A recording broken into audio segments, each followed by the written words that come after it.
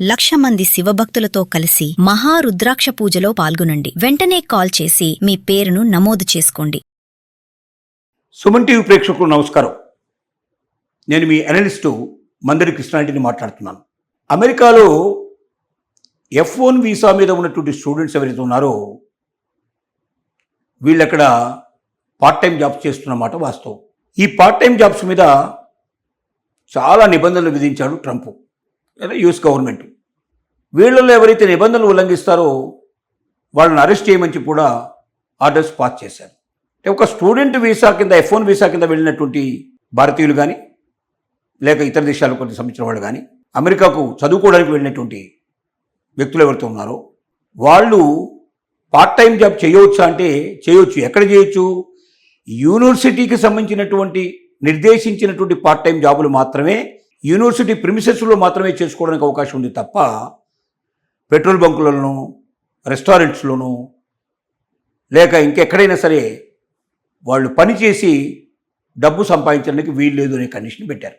మరి ఎంతమందికి university premises లోపలనే పార్ట్ టైం జాబ్ దొరికే అవకాశం ఉందంటే చాలా కొద్ది మందికి దొరుకుతాయి, అందరికీ దొరకవు. అంటే maximum people part time job చేసే అవకాశమే లేదు. మరి పార్ట్ టైం జాబ్ చేయకపోతే ఎట్లాగా? భారతదేశం నుంచి వెళ్ళిన వాళ్ళలో అత్యధికులు 95% ఆఫ్ ది స్టూడెంట్స్ అక్కడ యూనివర్సిటీలో సీట్ సంపాదించుకొని ఏదైనా స్కాలర్షిప్ వస్తుందేమో అన్నట్టు కొంత ఆశతోటి అప్పుసప్పు చేసి బ్యాంకులో లోన్స్ తీసుకొని అతి కష్టం మీద అమెరికాకు ప్రయాణమైన వాళ్ళే. వాళ్ళందరికీ ఉన్న ఆశ ఏమిటంటే గతంలో ఉండేటువంటి పరిస్థితి ఏంటంటే ఎక్కడైనా పెట్రోల్ బంకుల్లో కానీ రెస్టారెంట్స్లో కానీ మిగతా ఏదైనా రిటైల్ స్టోర్స్లో కానీ లేక డెలివరీ బాయ్స్గా కానీ ఏదో ఒక పని చేసుకొని కొంత డబ్బు సంపాదించుకొని తల్లిదండ్రుల మీద ఆధారపడకుండా తమ కోసం చేసినటువంటి అప్పులను కూడా తీర్చుకుంటూ తాము స్టూడెంట్గా పూర్తి చేసి తమ యొక్క టైం పూర్తి చేసుకొని డిగ్రీ పూర్తి చేసుకొని లేక పోస్ట్ గ్రాడ్యుయేషన్ పూర్తి చేసుకొని ఏదో ఒక జాబ్ సంపాదించుకొని అమెరికాలో స్థిరపడవచ్చు. గతంలో వెళ్ళిన వాళ్ళందరూ అలా చేసిన వాళ్ళే, మేము కూడా అలాగే వెళ్తే ముందుకు వెళ్తామనే ఉద్దేశంతో వచ్చిన వాళ్ళే. కానీ డొనాల్డ్ ట్రంప్ వాళ్ళ యొక్క ఆశల్ని మొత్తం కూడా బొమ్ము చేశాడని చెప్పక తప్పదు. ఓటీపీ ఒకటి ఉంది. వీటి లోపల స్టెమ్ ఓపీటీలు కానీ ఓపీటీ లోపల ముఖ్యంగా చెప్పాలంటే మామూలుగా 1 yearకి ఇచ్చేటువంటిది 1 to 2 years ఇచ్చేటువంటి ఓపీటీ. ఈ ఓపీటీ లోపల వీళ్ళు ఏం చేయొచ్చునంటే హయ్యర్ ఎడ్యుకేషన్కి వెళ్ళొచ్చు,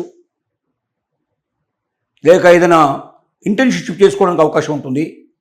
ఇంకొక 2 సంవత్సరాలు అమెరికాలో ఉండడానికి అవకాశం ఉంటుంది. తర్వాత స్టెమ్ ఓపీటీ అనేది మనం ఇంకొకటి ఉంది. దానివల్ల ఇంకా ఒక 2 years ఎక్స్టెండ్ చేసుకోవడానికి పాసిబిలిటీ ఉండేది.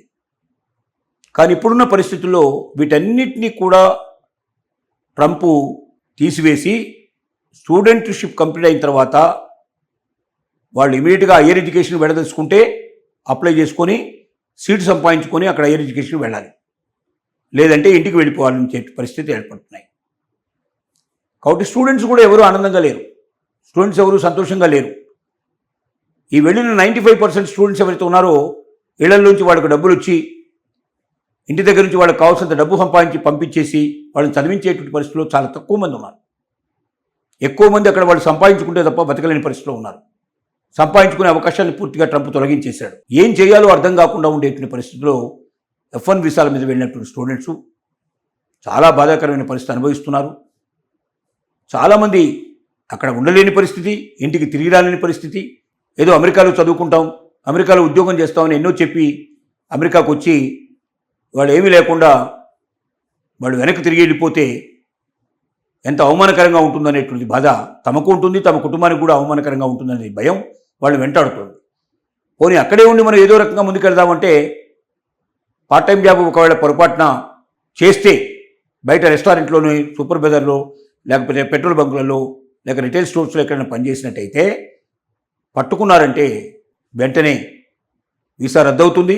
వెంటనే అమెరికాను వదిలిపెట్టి వెళ్ళిపోవాల్సిన పరిస్థితి ఏర్పడుతుంది. ఇలా చాలామందికి శిక్షలు పడ్డాయి, చాలామందికి పెనాల్టీలు పడ్డాయి.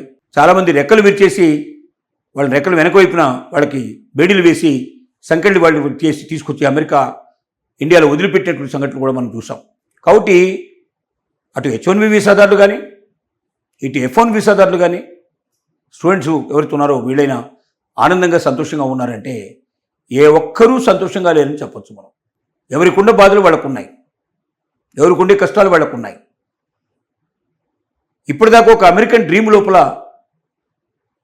కాస్త చదవగలిగే శక్తి, ఒక యూనివర్సిటీలో సీట్ సంపాదించుకోగలిగే శక్తి ఉంటే ఖచ్చితంగా అమెరికాకు వెళ్ళొచ్చు, ఏదో ఒక పార్ట్ టైం జాబ్ చేసుకొని బతకొచ్చు. తమ ఖర్చులు తాము వెళ్ళదీసుకోవడమే కాకుండా తమ కోసం చేసిన అప్పులు కూడా తీర్చుకోవచ్చు అనే ఒక నమ్మకం, విశ్వాసంతో ఉండేటువంటి స్టూడెంట్స్ ఇవాళ రెక్కలు కొట్టేసినట్టుగా అవకాశాలు సన్నగిలిపోయి తమ బతకడం ఎట్లా అనే దానికి ప్రశ్నార్థకంగా ఉన్నట్టు పరిస్థితులు మాత్రం అమెరికాలో ఉన్నాయని చెప్పక తప్పదు.